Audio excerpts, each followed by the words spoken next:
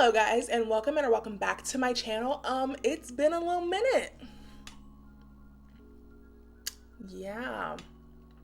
Anyways, so I'm so happy to have you guys back, or if it's your first time, I'm really happy to have you here, and I hope you consider subscribing. So today I am going to be spreading the gospel truth about an author that is not new, but I recently discovered, and that is Jasmine Guillory. I recently entered the Jasmine Guillory Literary Universe, and I love it here. It's great, and I think that everyone should just take a little delve into it if it interests you. So I'm gonna be doing this look while pretty much like talking about and simping over Jasmine Guillory's books, the two that I've read at least. And I definitely plan on reading all of them. So, just because I've read the two doesn't mean that I'm going to stop there. That's just where I'm at right now, because I was took a break and I'm kind of reading other things now too.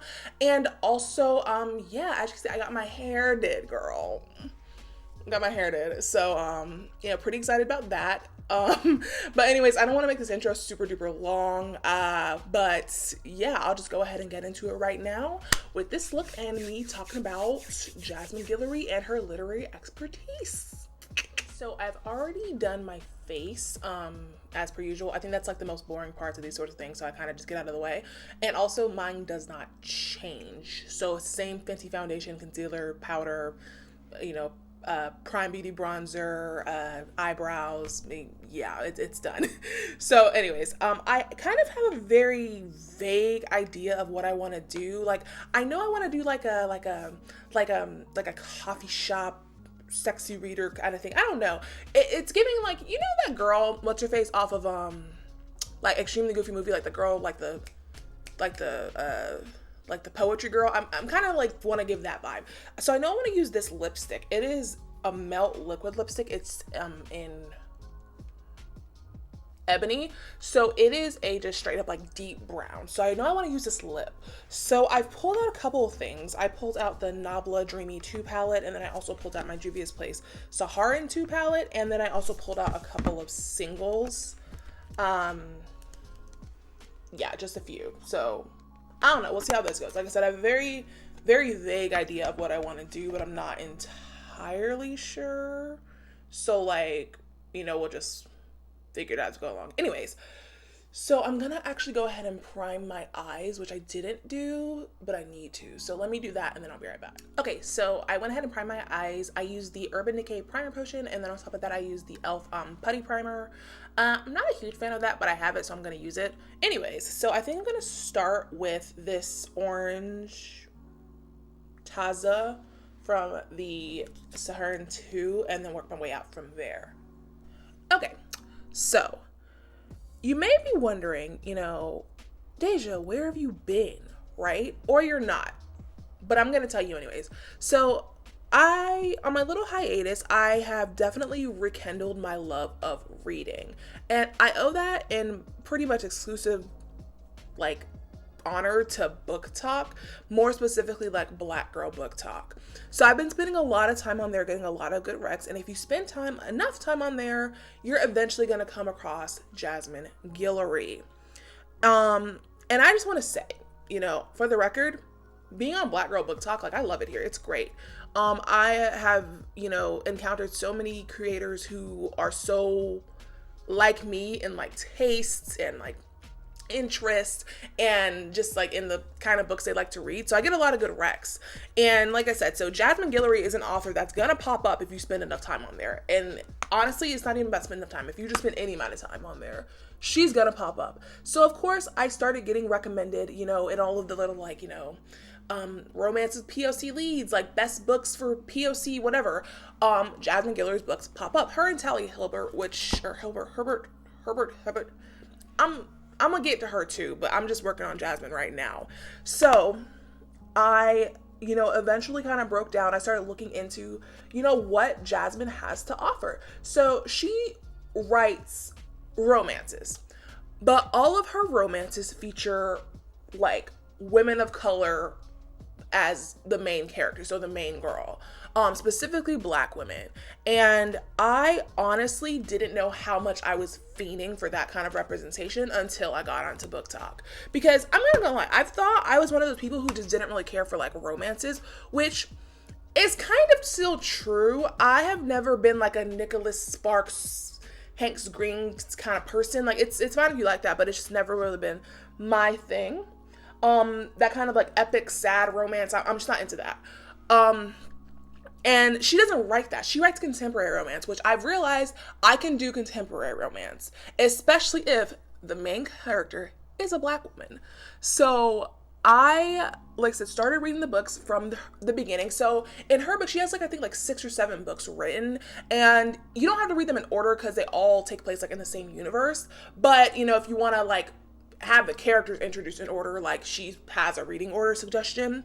And so I started with The Wedding Date. That's the first book that I read of hers, and that's kind of what got me hooked. So yeah, I read The Wedding Date, and I've also read The Proposal. So like I've read 2 out of like the 6 or so books that she's written, and I definitely plan on reading the rest of them, but those are just where I'm at right now. So I'm just going to talk about where I'm at right this second. So next I'm going to go into this one right here, this other like dark brown color. So I understand that everyone's not into romances. You know, I think that's the beauty of books. There's pretty much something for everyone. And I'm not here to tell you what you should and shouldn't read. But if you kind of want to give romances a little bit of a chance, I would actually recommend starting here. I thought for a while that I could only read, you know, spicy books. And I still stand by that. I still kind of think I prefer them. I don't know what that says about me, and quite frankly, I don't want to know what that says about me. But, you know, we all kind of want something different every now and again. You don't want to read that all the time, per se. So, you know, eventually I started, like, seeking other things. So, like I said, Jasmine Guillory, she has, like, her own literary universe, pretty much. So, like, I started with The Wedding Date. That's it. I think that's the first book she's ever written. And so that's the book that I think that introduces most of the other characters that are going to be introduced like in later books. At least that's how I've picked up on it up until this point. And so The Wedding Date is about our main girl, Alexa. I'm going to try not to make this like super spoilery, but like just give you a little taste of what to expect. So our main girl, Alexa, she like works in politics in San Francisco, California. So she works in politics. She like works for I'm pretty sure she's the mayor of San Francisco or Berkeley or somewhere over there. And so she works over in politics over there. And so she goes to a hotel to meet her sister. I think her sister was in town. They were celebrating something. Anyways, so she gets to the hotel. She gets trapped in an elevator with, of course, our main boy. This is the meet cute. So our main boy, and his name is Drew, and he's a pediatric surgeon. So they get trapped in the elevator together. So they're, you know, just kind of chilling, talking, you know, because, you know, what else are you going to do when you're stuck in the elevator with someone? And so they are, you know, getting to know each other and, you know, kind of just, you know, cute banter, a little flirting back and forth until eventually, you know, the elevator opens. So they're like, okay, well, you know, nice having you as an elevator buddy. You know, we're probably never going to see each other again, but, you know, nice having you, right? So on a whim, Drew actually asked Alexa if she would be his date to a wedding, hence The Wedding Date. Now, this wedding isn't just any wedding. It is Drew's ex-girlfriend's wedding that he is in, or at least invited. So I can't remember if he's in it, but he's invited to it. And the ex-girlfriend is marrying one of his friends, like, and colleagues. So I think they're all like doctors or whatever. But like the ex-girlfriend is marrying one of his friends and colleagues. Now, I know that sounds like kind of like what, you know, but I mean, they explain it more. It's not like a weird, like, love channel. It's not that. Anyways, but yeah, of course, you know, he's like, you know, I don't want to go to this wedding alone, which I can understand that.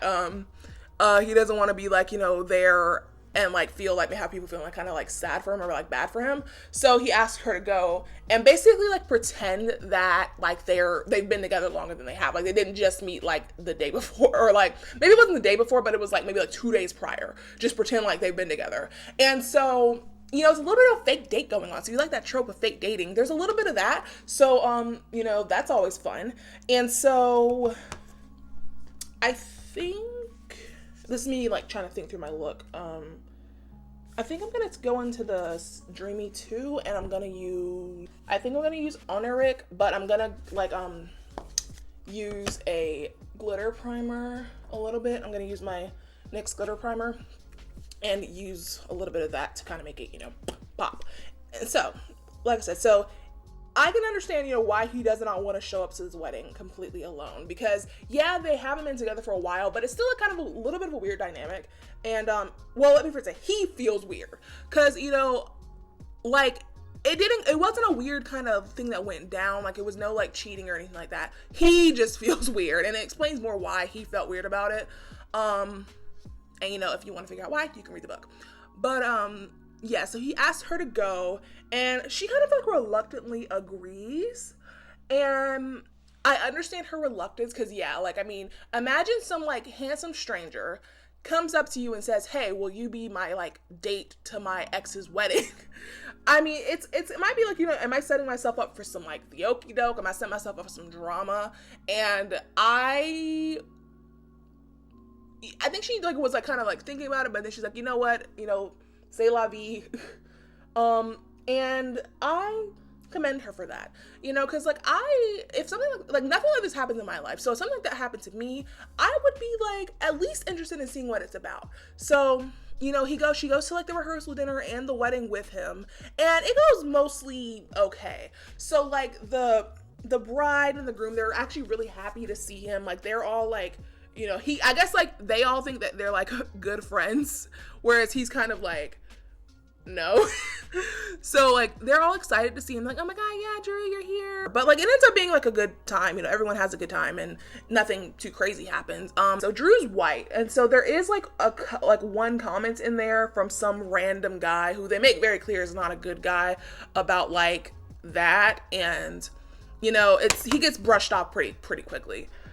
So of course, you know, as they get through the wedding, you know, they're, you know, drinking, you know, they're doing what they do, and so they end up, you know, taking it upstairs, and a little spice commences. Turn it up. Now, I will mention, if you're like me and you kind of tend to like more, shall I say, explicit content, her books are more fade to black. Which, if you don't know what that means, that just means like they don't go into detail. They kind of just let you use your own imagination. Just know that. But I don't think it takes away from the reading experience any. Especially when you know that going in. So I think I'm going to use my Clionadh shadow on top of that. Because it's a little bit too like brown. So I'm going to use Opulent from Clionadh. I'm going to use that on top and see if that kind of gets me more to what I want. So yeah, so, you know, they of course, you know, end up going upstairs. Yeah, that's good. They go upstairs and, you know, get their little thing on, get their swang on. And so, so the wedding takes place in San Francisco, and that's why he was up there for that weekend. But Drew actually lives in LA. So, you know, after that weekend, he was going back home, but they're both like, you know what, I still want to see you. So they kind of commence like a long distance sort of like friends with benefits kind of situation. You know, more power to you. They got it like that. You know, you like it, I love it.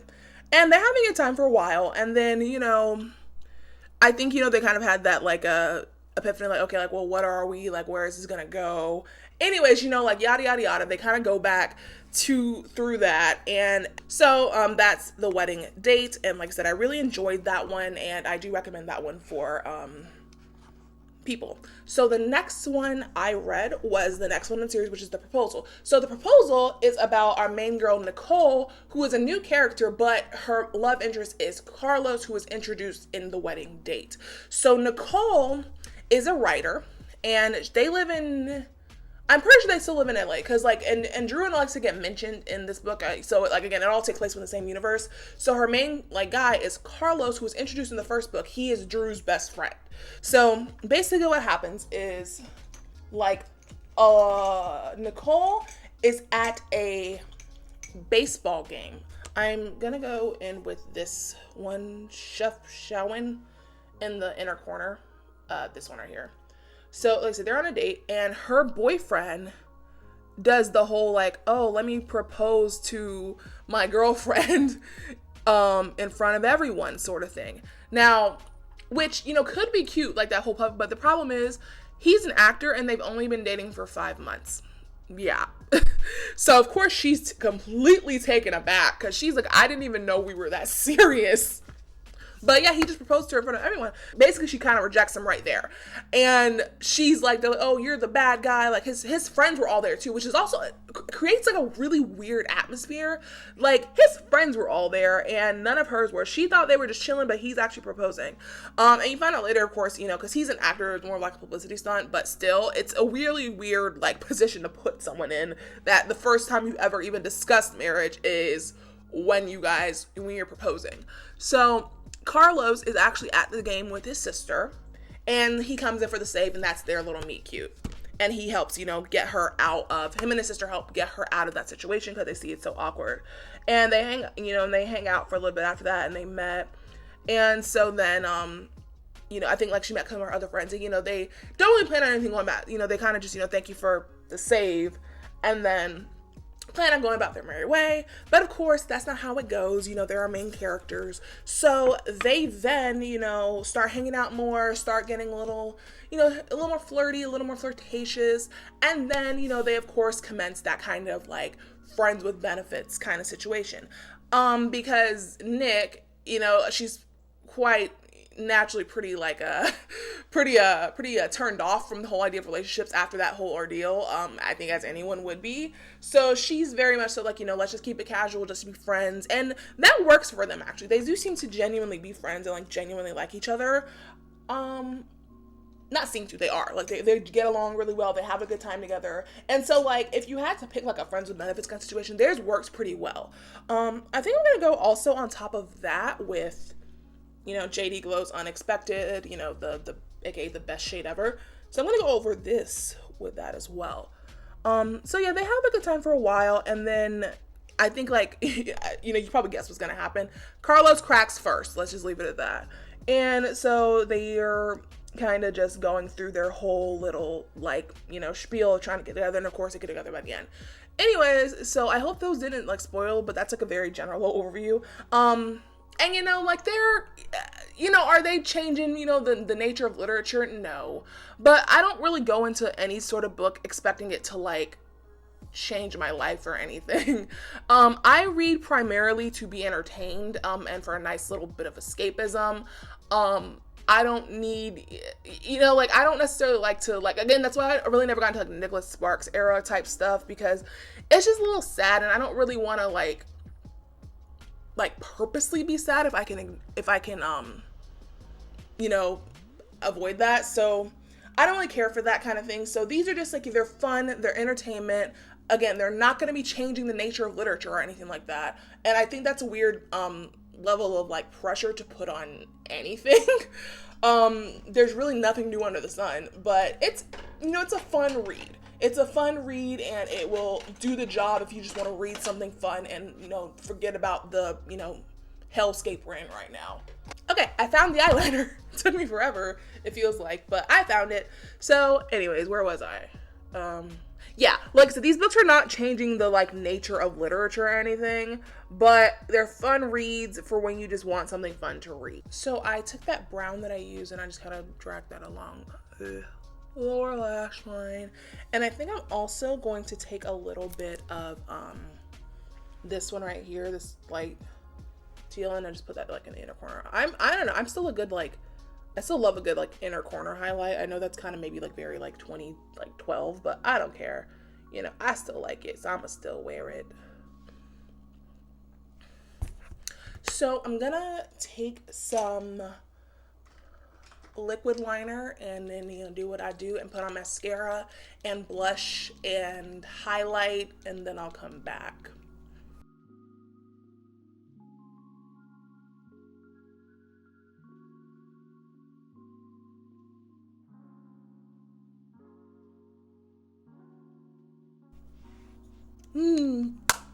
Okay, so I don't know what I want to highlight with. I did not pull that out. Maybe we can let's do some Fenty, because that's what's in the front. And last but not least, I'm going to take the star of the show, this Nabla Cosmetics liquid lipstick in Ebony. And so that's books, guys. I really like it. I feel like I'm giving, yeah, very like, you know, sultry, very temptress. Am I giving like femme fatale? Am I giving, you know, I feel like it's giving. Like, I really like this look a lot. Anyways, thank you guys so much for watching this video. Like I said, if you guys want to check out some of Jasmine Guillory's books, I'm going to leave a link to her website down below. Please, please, please support, you know, women authors, support POC authors. And yeah, that's all I really have to say about that. Again, I really like this look. I think like the whole like, you know, sexy librarian thing, you know, like new age sexy librarian is kind of where I'm feeling this is at. Yeah, that's what I'm giving. So anyways, as per usual, I will leave links to everything on my face down below, and you guys can check out, you know, other videos of mine. I promise I'm going to try to post more, but like, I just haven't been really that inspired. So I don't want to post just for the sake of posting. I want to like post things I can be proud of. So, but I'm going to try my best, like I said. Anyways, you know, you can follow me on Instagram at Deja Vu. You can follow me on Twitter at Deja Vu 2. You can follow me on TikTok at Deja Vu 3. I don't really post on there, but I be on there. You can follow my podcast, Grossly Overqualified, found everywhere podcasts are found. And so yeah, until next time, you guys stay reading, stay happy, stay safe, and bye.